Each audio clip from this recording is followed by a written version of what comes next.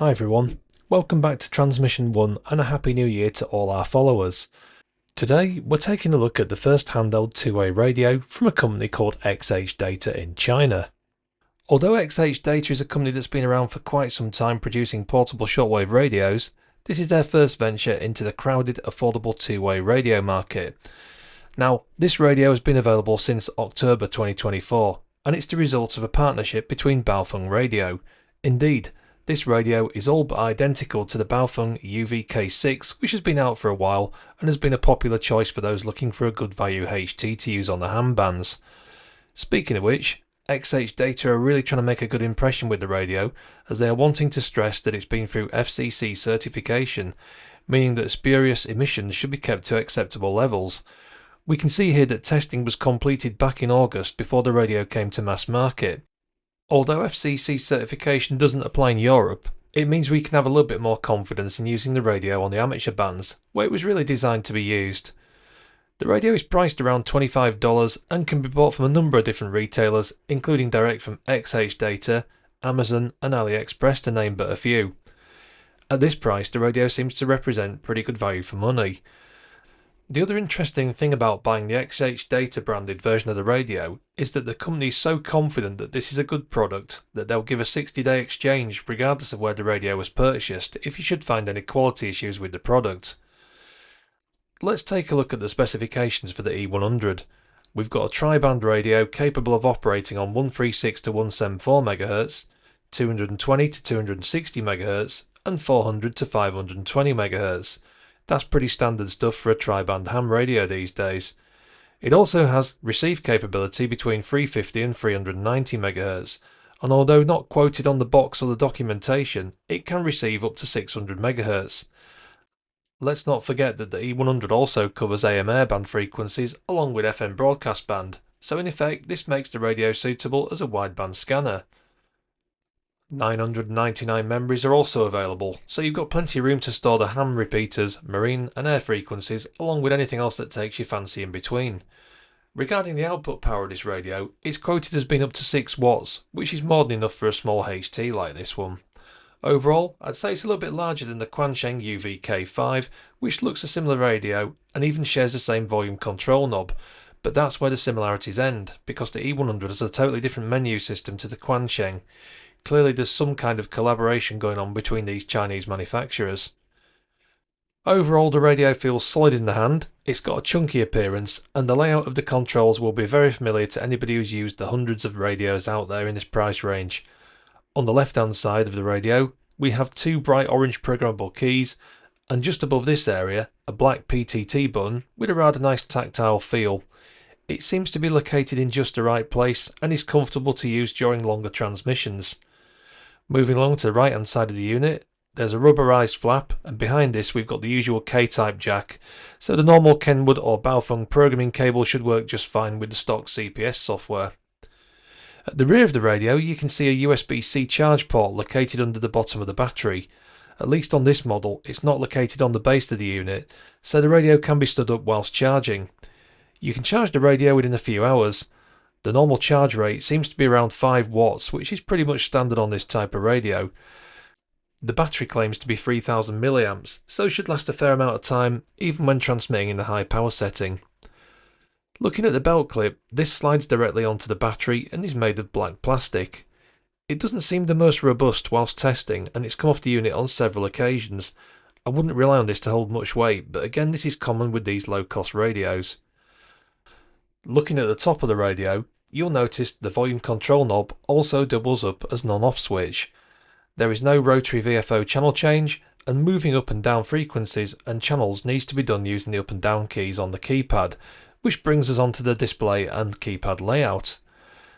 The screen is a monochrome LCD panel of 1.44 inches and is backlit in a light blue colour along with the keypad. I like this basic screen as it's easy to read outdoors even in sunlight, unlike some of the colour displays that I've tested recently.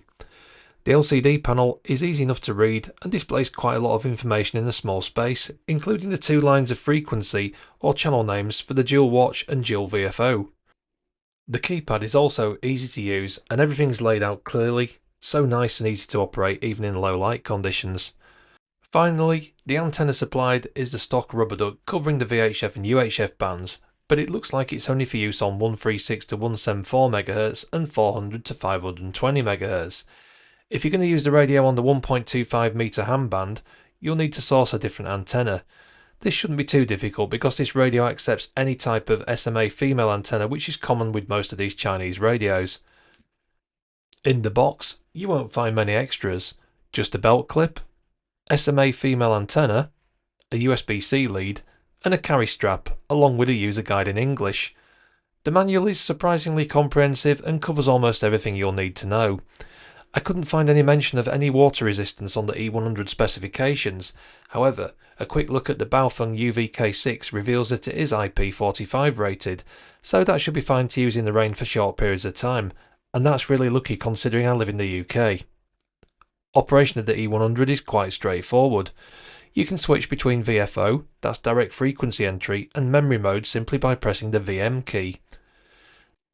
The AB key allows you to switch between top and bottom VFOs, so this means you can monitor two different frequencies at the same time whilst dual watch is selected. Whilst the radio only has one receiver, it will quickly check for activity between the two frequencies like a radio scanner would do, and then switch to the first one that becomes active. I discovered the very handy feature in the E100 that allows you to switch between dual watch, dual VFO and a single VFO mode by simply holding down the AB button for a couple of seconds. Every time you do this, the radio cycles between the different modes and eventually comes back to the default dual watch mode. That's a good trick to remember. The menu system on the radio is easy to navigate. Simply press the menu key and you can cycle through the various settings. Each one has a numbered item in the menu and you can quickly jump to the one you need by keying in its number directly on the keypad. In total, there are 58 options in the menu, and they cover all the usual adjustments you can make on a HT, such as squelch and tone codes for CTCSS and DCS, repeater offsets, and some lesser common adjustments that include the LCD contrast, which is confusingly labelled as brightness. And there's also something called LCD reflex, which makes the LCD display inverted, so the screen is black and the text is white. I didn't really like the look of this, but it was good to see it in the firmware as an option. The first setting I adjusted was the one to disable the annoying voice prompts, and the beep might have to go too. Other features of note include a flashlight on top of the radio, and what Chinese radio wouldn't be complete without this staple function? The programmable keys on the left also allow access to the US weather band frequencies, and these can be scanned by holding down the scan key in the bottom right hand corner. If that wasn't enough for you, then there's also the FM broadcast band reception built in for when you want to listen to the news or some music in between those Hilltop DX contacts. Another prominent feature is the sweep key on the front of the panel, located under the AB button. Holding this down puts the radio into what XHDATA calls sweep mode. This makes the radio listen for any nearby transmissions and displays the resulting frequency on the screen along with any CTCSS and DCS tone. We've shown similar demos to this in the past with some other radios, and it's a handy feature to have when trying to work out what frequency that other radio has been programmed for, particularly those radios that don't have an LCD screen. You have to be quite close to the radio in order for this to work properly, but think of the feature as a bit like a handheld frequency counter.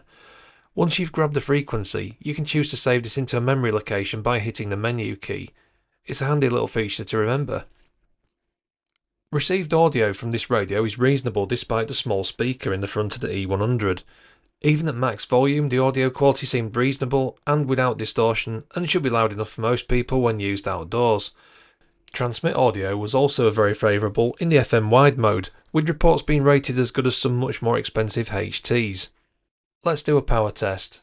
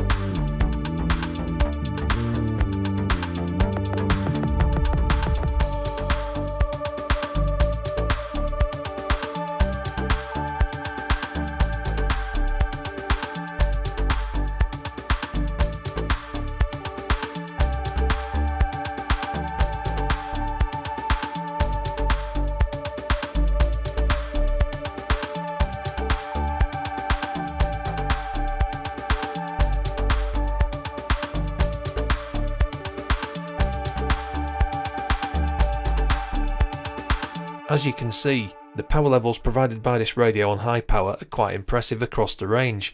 It's also nice to see that even on the 1.25 meter ham band, the power levels are still consistent, as a lot of radios put out significantly less power on the 200 MHz frequency range. Right, let's talk about programming the XHDATA E-100 and get something out of the way. Right now this radio is not programmable using the popular Chirp software.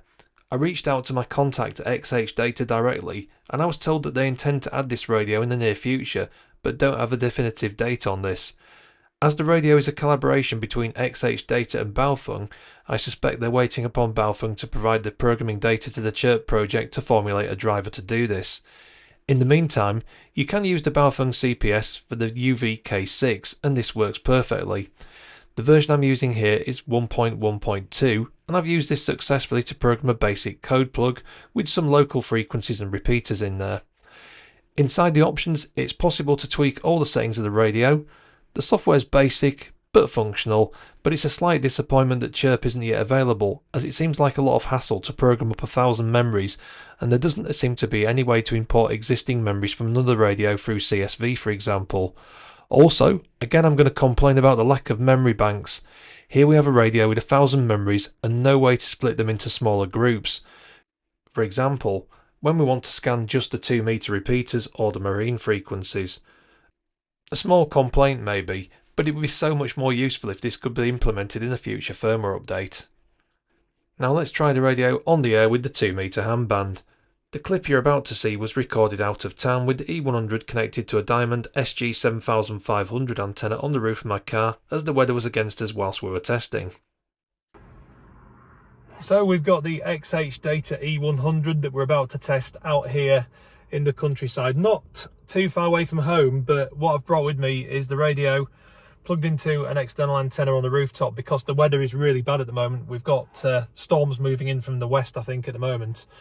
And yeah, it's New Year's Eve basically, and I'm sat out on this hilltop when there's a weather warning. I think a lot of big events are being cancelled at the moment, but anyway, we're going to try this with one of my local friends, Steve G0SGR, and we're going to see what he thinks of the radio.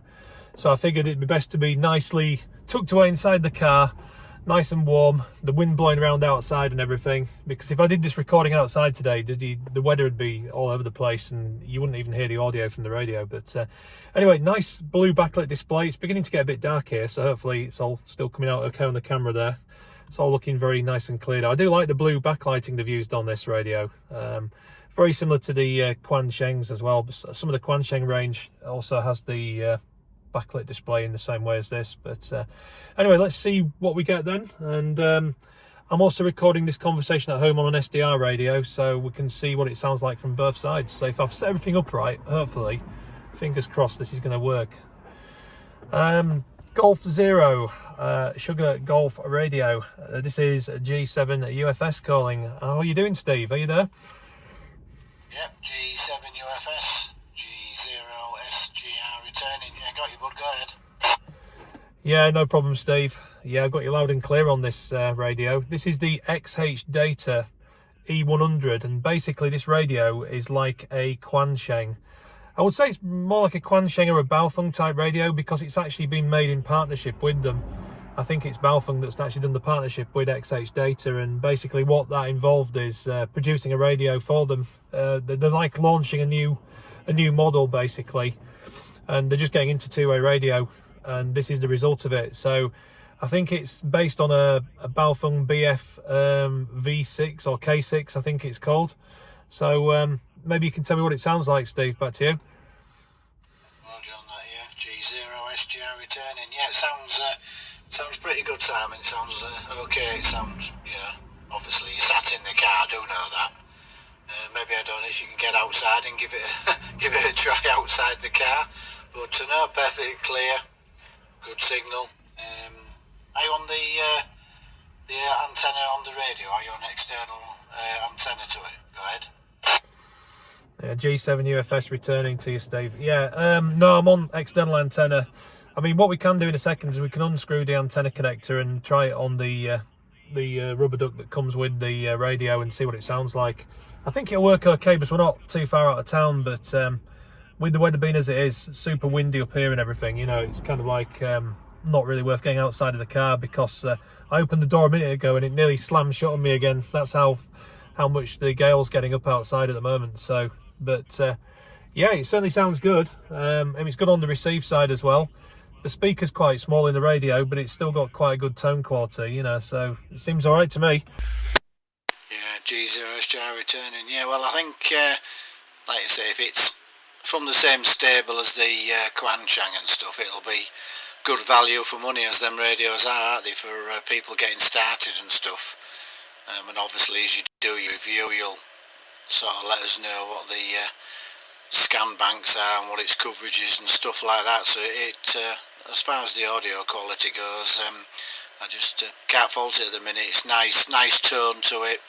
It's not over loud. It's just right. I don't have to alter my volume or anything to you know, turn up to hear or anything. Simon, go ahead. Yeah, G7 UFS returning. Yeah, I know what you mean, Steve. Yeah, well, this side, the audio is absolutely perfect, and I'm just looking at my remote SDR radio, and everything seems to be coming in nicely on there as well. So no issues at all with regards to the audio quality and that. It's nice clean signal as well. But like I say, I'm not exactly sure on the price range on these radios. I don't think they're expensive. I think they're similar to the UV-K5s and similar to that sort of radio. The only... Well, it's not really negative, I suppose, but at the moment you can't program them using Chirp. You've got to use the official CPS programming software. So you are a little bit limited. You know, if you've got like a bit of data you want to put in, like you've already got your repeaters set up or your marine frequencies or PMR, you've got to like type them all in again in the software, which is a bit of a pain, really. But I've got it on good authority that they're working on Chirp, and it's going to be included in a future version. Steve, back to you. Yeah, G0SGR returning to G7 UFS, yeah. So does it look basically the same as the Quanchang then? Is it the same layout, you know, with your 3 rows of buttons, or is it 4? Just looks the same, does it? Same screen and everything?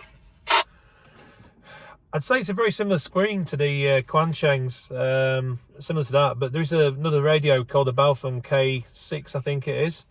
So if you Google that one, you'll be able to see the radio, because essentially that's what this one is. They've partnered with Baofeng to make this radio, and I think they're going to release some more in the future, but they're sort of just trying things out, really. I think this radio came out in October as a sort of like a pre-release, and they're sort of just beginning to sell them now. And yeah, it seemed like quite a solid little radio for the money. I mean, you know, they've got AM Airband on. I haven't really tried the Airband function yet to see if it's any better than some of the other radios that I've had previously, because as we know, some of them don't work too well on the AM Airband. But yeah, they cover the usual frequencies, these ones, you know, like on your VHF and UHF, and I think they've got the 200 megahertz coverage for in Americas as well. So you've basically got what they call is it the 1.25 meter band in the US? I think it covers that range of frequencies as well, Steve. So yeah, pretty comprehensive. And they just make a nice little cheap scanner as well, don't they? If you're interested in listening to, say, marine traffic and everything like that as well. But yeah, so far so good. It's a very, very similar radio to, I'd say, a Quanchang as well. You know, when you look at it and everything, the layout and that. Menu systems are a bit different, and I believe there's possibly some custom firmware you can install on these to make them do more things as well.